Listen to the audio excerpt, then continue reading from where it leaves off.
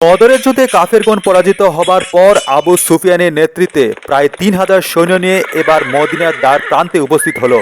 কাফেরদের উদ্দেশ্য ছিল বিশ্বনবী হজরত মুহাম্মদ সাল্লাল্লাহু আলাইহি ওয়াসাল্লামকে হত্যা করা এবং পুরো মুসলিমকে নির্মূল করে দেওয়া। এই যুদ্ধটি হলো উহুদের যুদ্ধ, যেখানে বিশ্বনবী হজরত মুহাম্মদ সাল্লাল্লাহু আলাইহি ওয়াসাল্লামের দাঁত মোবারক পড়ে রক্তাক্ত হয়েছিল।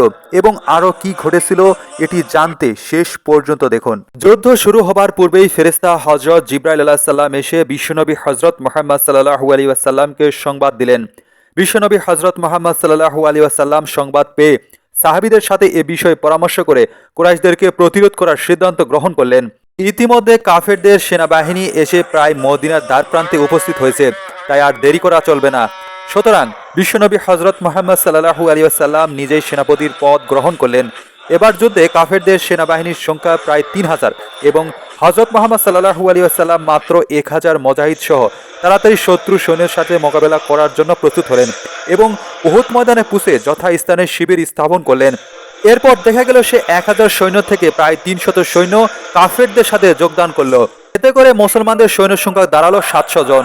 মক্কার কুরাইশ বাহিনীগণ তাদের সামনে উহুদ মাঠে মুসলমান বাহিনীর শিবির দেখে আর সামনে অগ্রসর না হয়ে উহুদের উপর প্রান্তে তাঁবু স্থাপন করল।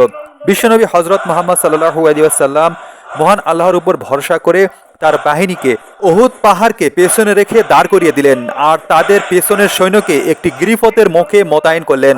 তাদেরকে নির্দেশ দেওয়া হলো যুদ্ধে চূড়ান্ত বিজয়ের পরের নির্দেশ না দেওয়া পর্যন্ত তারা যেন নিজের স্থান কোনো ক্রমেই পরিত্যাগ না করে। অন্যদিকে কাফের সৈন্যগণও প্রায় সকল প্রস্তুতি গ্রহণ করেছে। মহাবীর খালিদ বিন ওয়ালিদ, ইকরামা ইবনে আবু জেহেল, ইবনে উমাইয়া এবং আবদুল্লাহ ইবনে রাবিয়া প্রমুখ বড় বড় যোদ্ধাগণ যুদ্ধের পরিচালনা ভার গ্রহণ করল। মুসলমানদের পক্ষে ডান দিকে যুদ্ধ পরিচালনার সকল ভার গ্রহণ করলেন হযরত জুবাইর ইবনে আওয়াম রাদিয়াল্লাহু তাআলা আনহু এবং বাম দিকের যুদ্ধ পরিচালনার ভার ন্যস্ত হলো হযরত মনজর ইবনে আমের রাদিয়াল্লাহু তাআলা আনহুর উপর। মুসলিম বাহিনীর মূল পতাকা বহনকারী নিযুক্ত হলেন হযরত মুসআব ইবনে উমাইর রাদিয়াল্লাহু তাআলা আনহু। কাফেরদের পতাকা বাহক অগ্রসর হয়ে বলল, আমার সাথে যুদ্ধ করার মতো কোনো মুসলমান আছে কি? তাহলে যদি পারো আমাকে হত্যা করে দেখাও, নয়তোবা তোমরা মৃত্যুর জন্য প্রস্তুত হও। তখন দেখা গেল হায়দারে কারার শেরে খুদা হযরত আলী রাদিয়াল্লাহু তাআলা আনহু অগ্রসর হয়ে বললেন, তোমার সাথে যুদ্ধ করার জন্য আমি প্রস্তুত আছি। একথা বলার সাথে সাথে কাফের যোদ্ধা তাকে তরবারি দিয়ে আঘাত করল। এরপর আলী রাদিয়াল্লাহু তাআলা আনহু তার ঢাল দিয়ে উড়িয়ে এক আঘাতেই কাফেরকে জমালয়ে পাঠিয়ে দিলেন।